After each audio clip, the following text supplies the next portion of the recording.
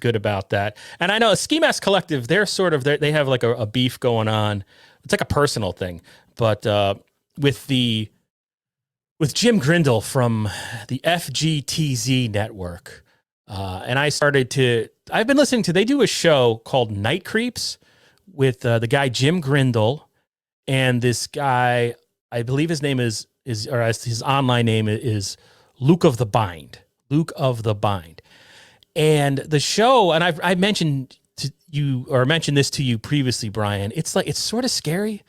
Like you tune in, it's like, I don't know who these guys are or what they're up to.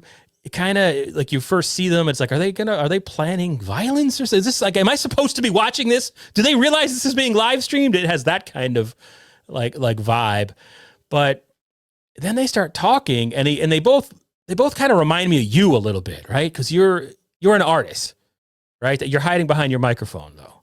Yeah. I mean, all right. So you work with your hands. You're a sculptor.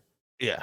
And I think Luke is like a singer, writer, and Jim Grindle must be some type of artist just by the way they talk about things. And they're talking about how when they do things, they have to have stuff on in the background. It just reminded me of you, knowing you forever. Like when you're doing a sculpture or you're working on something for movies, how there's always like, you'll have random movies on or Howard Stern on and stuff like that. I have a radio playing now and I have 2 TVs on all the time. Yeah, it's just all this, I don't know. So like, and after ADD, a while, I'm just like, these guys, they're like doing a metaphysical look at what's funny, and in terms of this YouTube stuff, what works and what's a character.